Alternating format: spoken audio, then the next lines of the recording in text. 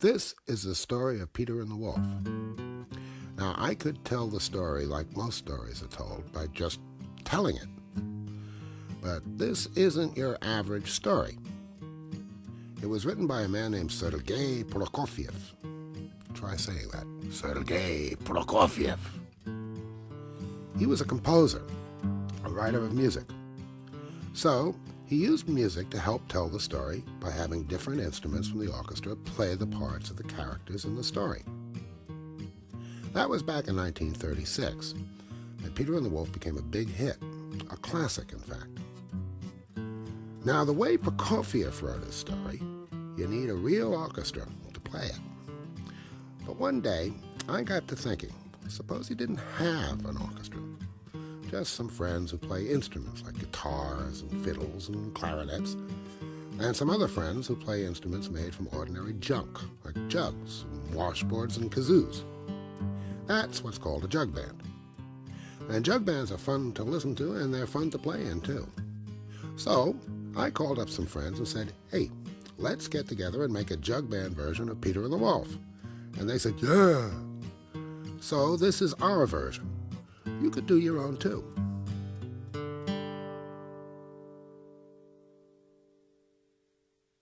Before we begin, I'd better introduce you to the instruments so you'll know who's who in the story. First, there's Peter. He's about 10, and he lives in the country with his grandfather.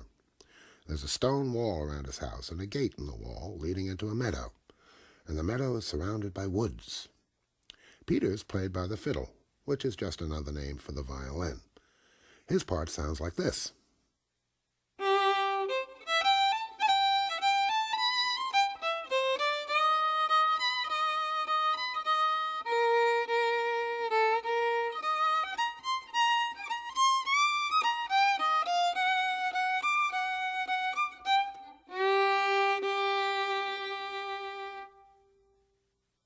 The bird's easy, a whistle. This one's called a penny whistle, because that's how much they used to cost. So here's the bird. His name is Alexander, but his friends call him Sasha.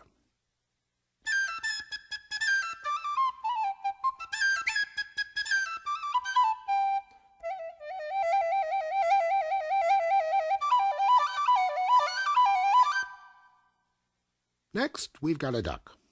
Why a duck? Well, Peter lives in the country. The duck is played by a kazoo. You can get a kazoo at any music store for a couple of dollars, and they're real easy to play. You just kind of hum into one, and it sounds like this.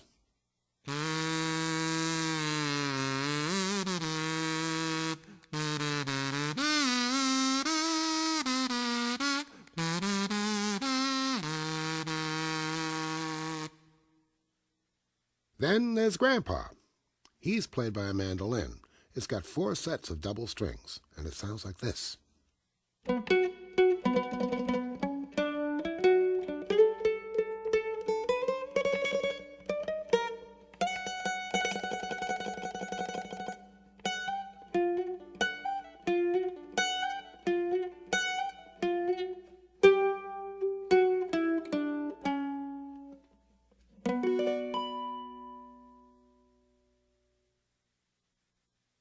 Okay, now we have the cat.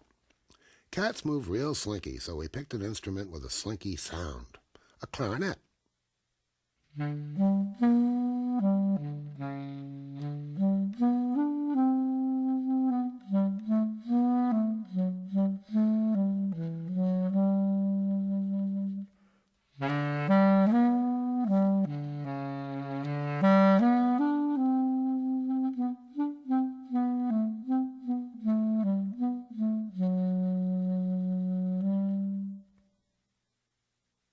Our story takes place during hunting season, so we've got to have some hunters. Their guns make a percussive sound, so we'll use a snappy guitar.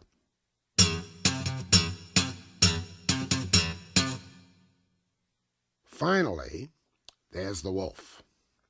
His part is sung by 3 deep voices.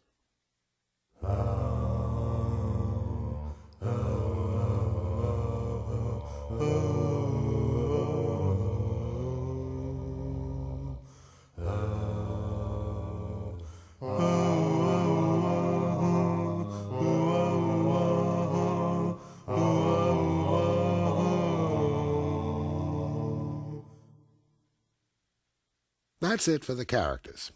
But we have a few more instruments to help fill in for the orchestra. A rhythm guitar, banjo, jaw harp, washtub bass, and since this is a jug band, we've got a jug.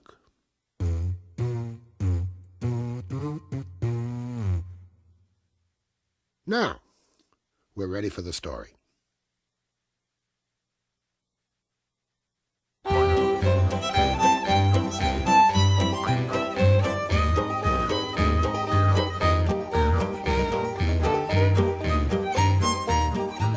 Early one fine autumn morning, Peter went outside, opened the gate, and went into the meadow.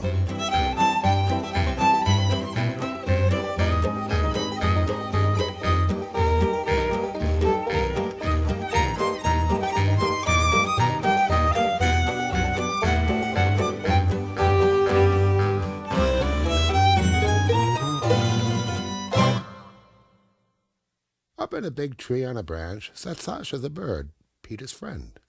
"Oh, what a beautiful morning," Sasha chirped happily.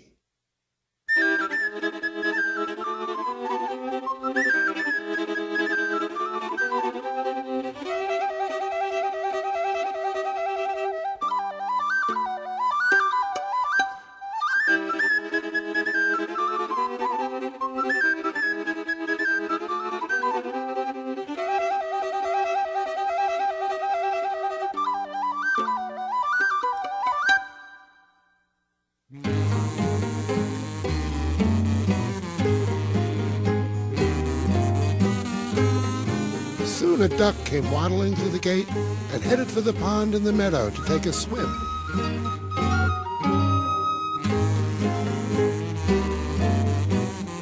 Sasha saw the duck waddling and was puzzled. He flew out of the tree, sat down on the grass, and asked the duck, "If you can't fly, what kind of a bird are you?"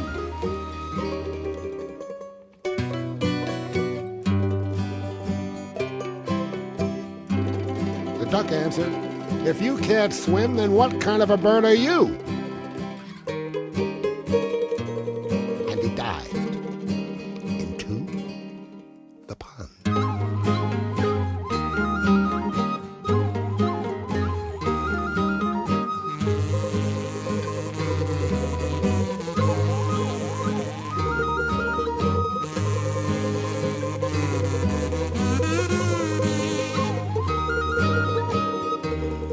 Well, the duck and the bird started to argue.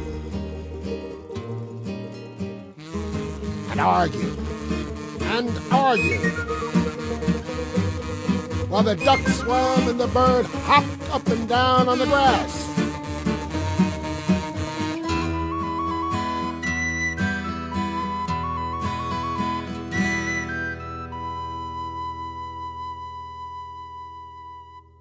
Suddenly, Peter saw something. A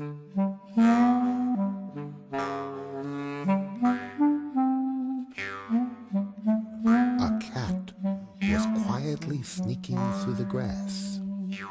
The cat was thinking, "That bird is too busy arguing with the duck to notice me. I'm gonna grab him."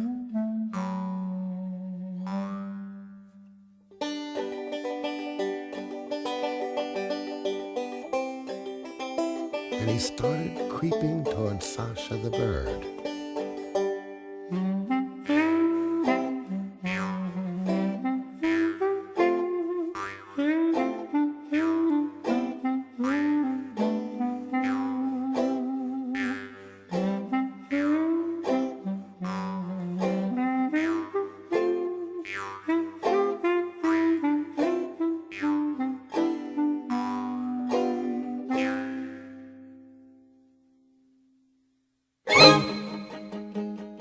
But Peter was alert. "Look out!" he shouted.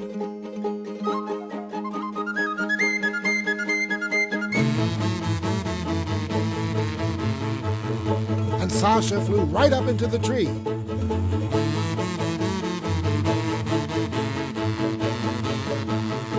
While the duck, who was safe in the pond, started quacking angrily at the cat.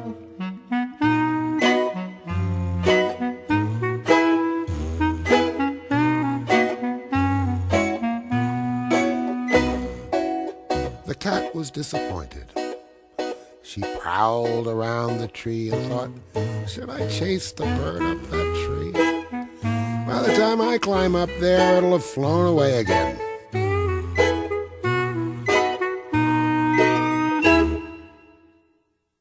Meanwhile, Grandpa heard the ruckus and came out of the house.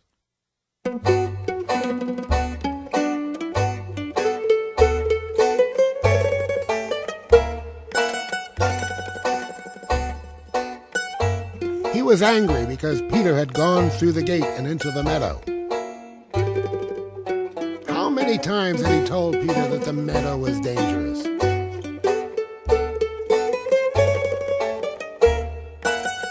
Suppose a wolf comes out of the woods. What would you do then?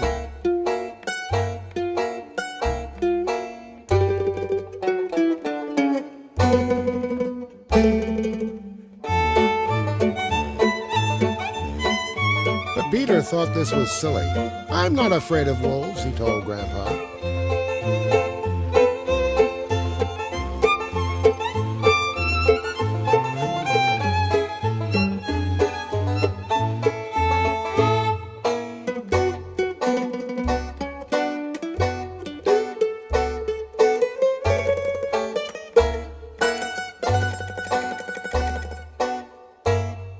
But Grandpa wasn't impressed. He took Peter's hand, led him out of the pasture, and locked the gate behind them.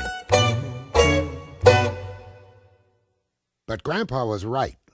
Peter was barely through the gate when a big gray wolf came out of the woods and into the pasture.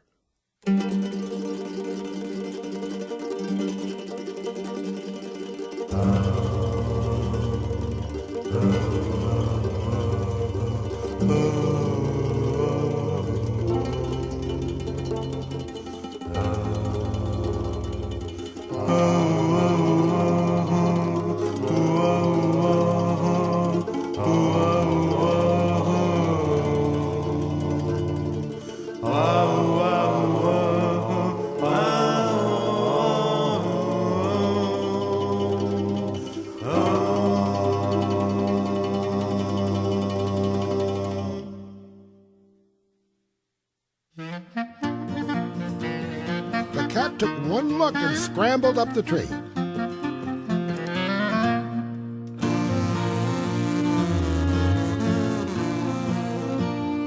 The duck got all excited, gave a big quack, and instead of staying safely in the water, the silly duck jumped out of the pond and started to waddle away as fast as his webbed feet would carry him.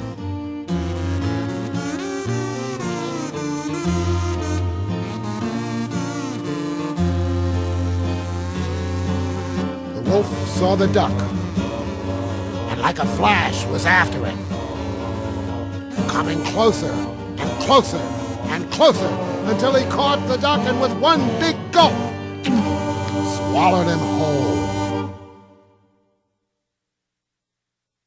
So here's the situation. The cat is sitting on one branch, the bird on another, not too close to the cat, and the wolf's circling the tree, looking up with hungry eyes. All this time, Peter was behind the closed gate, watching the whole thing. I've got to help my friends, he thought, and ran home for a strong rope. Then he climbed the stone wall, grabbed the branch of the tree, and climbed into the tree with the bird and cat. Here's what to do, he told the bird. Fly down and circle the wolf's head to distract him, and be careful. So Sasha flew around the wolf, while the wolf snapped and snarled at the teasing bird. Meanwhile, Peter made a lasso from the rope. Then he lowered it carefully, caught the wolf by the tail, pulled with all his might, and tied the other end to the tree. When the wolf felt the noose around his tail, he tried to pull himself free. But that only made the rope tighter.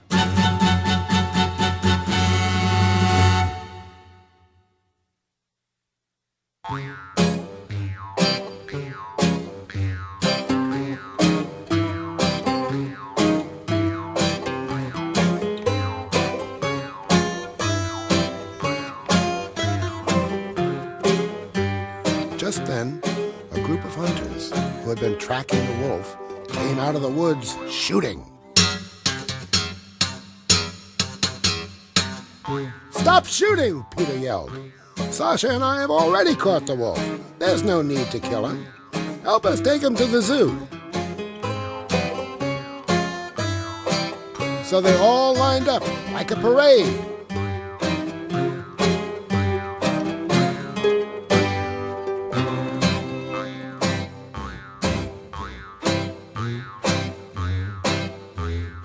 Peter went first, of course.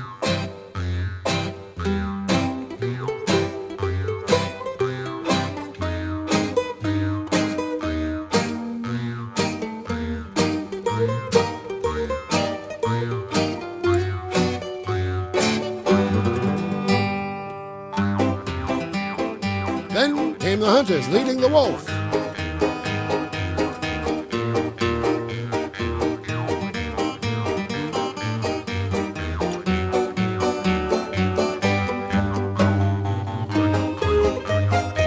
Finally, Grandpa and the cat brought up the rear.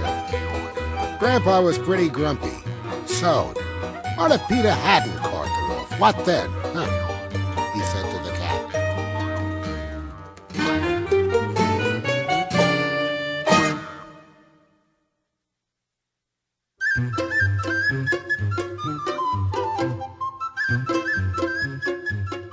Naturally, Sasha the bird was pretty happy, flying along and feeling proud.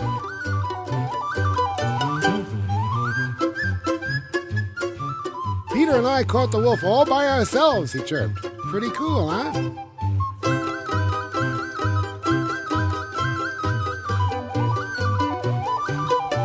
And off they went.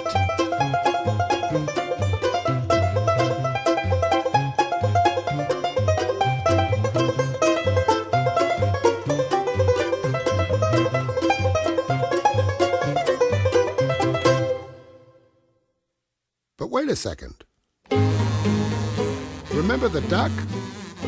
Well, the duck was in the parade too, still alive inside the wolf's stomach, because the wolf had swallowed him whole. And if you listen carefully, you can even hear him quack.